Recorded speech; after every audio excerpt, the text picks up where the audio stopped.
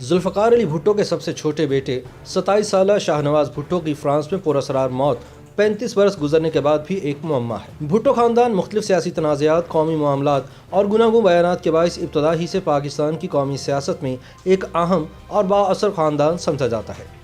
تاہم اس خاندان میں غیر فطری اموات ہمیشہ سے قابل تشویش رہی ہیں۔ ملک کے پہلے منتخب وزیر اعظم ذوالفقار علی بھٹو اور ان کی بیٹی بے نظیر بھٹو شہید کہلائے، کیونکہ اول الذکر کی جان ایک فوجی عامر نے لی، جبکہ آخر الذکر کی جان ایک اور فوجی عامر کے باعث گئی۔ تاہم ذوالفقار علی بھٹو کے دونوں بیٹوں میر مرتضی بھٹو اور میر شاہنواز بھٹو کو بھی طبعی موت نصیب نہ ہو سکی۔ ذوالفقار علی بھٹو کے 4 اپریل سن 1979 کے عدالتی قتل کے بعد 18 جولائی سن 1985 کو شاہنواز بھٹو کی پراسرار موت بھٹو خاندان کے لیے دوسرا بڑا سانحہ تھا، کیونکہ شاہنواز اپنی والدہ بیگم نصرت بھٹو اور ہمشیرہ محترمہ بے نظیر بھٹو کے بہت قریب تھے۔ ذوالفقار علی بھٹو اپنے بیٹے شاہنواز سے بے حد پیار کرتے تھے۔ بھٹو نے اپنے عدالتی قتل سے قبل یہ وصیت کی تھی کہ ان کی یادگار قیمتی گھڑی ان کے سب سے چھوٹے بیٹے کو دی جائے، اور پھر ایسا ہی ہوا۔ بھٹو کی آخری نشانی ان کے سب سے چھوٹے بیٹے شاہنواز کو لندن میں پہنچا دی گئی تھی۔ پاکستان کے سابق صدر اور وزیر اعظم ذوالفقار علی بھٹو اور ان کی ایرانی کردش نژاد اہلیہ نصرت بھٹو کے ہاں شاہنواز بھٹو کی پیدائش 21 نومبر سن 1958 کو ہوئی۔ پیپلز پارٹی کے بانی ذوالفقار علی بھٹو کی 4 اولادیں تھیں، جن میں سے شاہنواز بھٹو سب سے چھوٹے تھے۔ ذوالفقار علی بھٹو نے اپنے لاڈلے بیٹے شاہنواز کو ایچیسن کالج لاہور اور راولپنڈی امریکن اسکول سے تعلیم دلوائی۔ شاہنواز بھٹو نے سن 1976 میں گریجویشن مکمل کی، جس کے بعد انہیں اعلیٰ تعلیم کے حصول کے لیے برطانیہ بھیج دیا گیا۔ ابھی شاہنواز بھٹو زیر تعلیم ہی تھے کہ فوجی عامر جنرل ضیاء الحق نے سن 1979 میں ذوالفقار علی بھٹو کو شہید کر دیا۔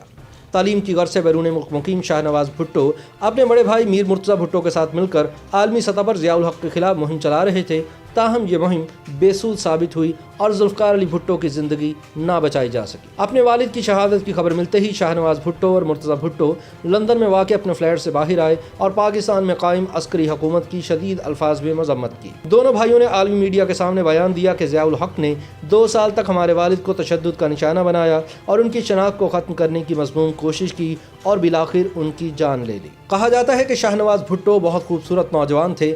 ذوالفقار علی بھٹو کی طرح ان کا رومانس بھی عوام کے ساتھ تھا۔ جمہوری حقوق کے لیے ان میں دیوانہ وار جذبہ تھا۔ انہوں نے جنرل ضیاء الحق کے مارشل لاء کے خلاف اپنے انداز میں جدوجہد کی۔ اس سلسلے میں انہوں نے 3 ماہ تک لبنان کے دارالحکومت بیروت میں گوریلا تربیت بھی لی۔ سابق وزیر اعظم محترمہ بے نظیر بھٹو بھی شاہنواز سے بہت محبت کرتی تھیں، لیکن شاہنواز کی موت کے صدمے نے ان میں ایک نیا حوصلہ اور قوت پیدا کر دی تھی۔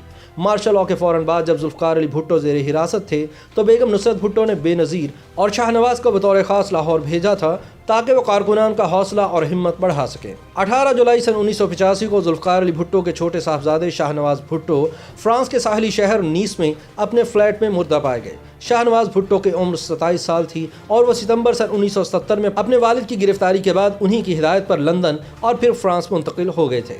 انہوں نے اپنے والد کی پھانسی کے بعد اپنے بھائی میر مرتضی بھٹو کے ساتھ مبینہ طور پر ایک مسلح تنظیم الذوالفقار کی بنیاد رکھی تھی، جس کو بعد میں دہشت گرد قرار دے کر پابندی لگا دی گئی۔ یاد رہے کہ شاہنواز بھٹو اور میر مرتضی بھٹو نے جلا وطنی کے زمانے میں اکتوبر سن 1981 میں افغان وزارت خارجہ کے ایک اعلیٰ افسر فصیح الدین کی بیٹیوں ریحانہ اور فوزیہ سے شادی کی تھی۔ ریحانہ نے ایک بیٹی سسی بھٹو اور فوزیہ نے فاطمہ بھٹو کو جنم دیا۔ شاہنواز بھٹو اپنی اہلیہ ریحانہ کے ہمراہ فرانس کے شہر نیس میں خوبصورت فلیٹ میں مقیم تھے۔ عام خیال ہے کہ ان کے اپنی بیوی سے تعلقات انتہائی کشیدہ تھے۔ 18 جولائی سن 1985 کی شام وہ اپنے فلیٹ میں مردہ پائے گئے۔ کہا جاتا ہے کہ شاہنواز کا انتقال ایک سریع العصر زہر کے استعمال سے ہوا۔ شاہنواز بھٹو کی لاش کو فرانسیسی حکام نے اپنی تحویل میں لے لیا اور تقریباً 1 ماہ بعد ان کے ورثاء کے حوالے کیا۔ 21 اگست 1985 کو محترمہ بے نظیر بھٹو اپنے بھائی کی میت لے کر پاکستان آئیں، جہاں ہزاروں سوگواروں کی موجودگی میں شاہنواز بھٹو کو ان کے والد کے پہلو میں گڑھی خدا بخش میں دفن کر دیا گیا۔ فرانسیسی حکام نے شاہنواز بھٹو کے مبینہ قتل کے الزام میں ان کی اہلیہ ریحانہ کو حراست میں لیا تھا، مگر ریحانہ اور ان کے وکلاء یہ ثابت کرنے میں کامیاب ہو گئے کہ شاہنواز کو قتل نہیں کیا گیا بلکہ انہوں نے خودکشی کی ہے۔ بعد ازاں اس پوچھ گچھ کے بعد ریحانہ کو سفر کی اجازت دے دی گئی اور کچھ ہی عرصے بعد وہ اپنی بیٹی سسی بھٹو کے ہمراہ امریکہ منتقل ہو گئی۔ دوسری جانب پاکستانی میڈیا کا شاہنواز بھٹو کے قتل پر رد عمل بالکل مختلف تھا۔ جنرل ضیاء الحق کے زیر اثر پاکستانی میڈیا یہ راگ الاپتا رہا کہ شاہنواز بھٹو کی وفات منشیات اور شراب کے اندھا دھند استعمال کے باعث ہوئی، تاہم یہ حقیقت نہیں ہے۔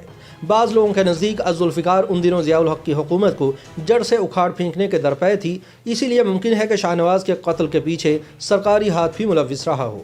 تاہم یہ بات بھی کسی سطح پر کبھی ثابت نہیں ہو سکی۔ آج کل شاہ نواز بھٹو کی بیٹی سسی بھٹو اپنی والدہ کے ہمراہ امریکہ میں رہائش پذیر ہے۔ ریحانہ پر اپنے شوہر شاہ نواز بھٹو کے قتل کا الزام ثابت نہ ہونے کے باوجود مرتضی بھٹو کو اپنے چھوٹے بھائی کی المناک موت کا بے حد رنج تھا۔ شاہ نواز بھٹو اور مرتضی بھٹو نے 2 سگی بہنوں سے شادی کر رکھی تھی، تاہم شاہ نواز کی وفات کے بعد مرتضی بھٹو نے اپنی بیوی فوزیہ کو طلاق دے دی اور سن 1979 میں لبنان سے تعلق رکھنے والی غنوہ بھٹو سے دوسری شادی کر لی۔ YouTube پر گوگلی نیوز دیکھنے کے لیے youtube.com کی سرچ بار میں googly news T V type کریں۔ گوگلی نیوز کے پیج پر سرخ رنگ کے سبسکرپشن والے بٹن پر کلک کرنا نہ بھولیے۔ YouTube پیج پر اپلوڈ ہونے والی ویڈیوز سے باخبر رہنے کے لیے بیل آئیکن پر کلک کیجیے۔ آپ کو ہر نئی ویڈیو کے بارے میں نوٹیفیکیشن موصول ہو جائے گا۔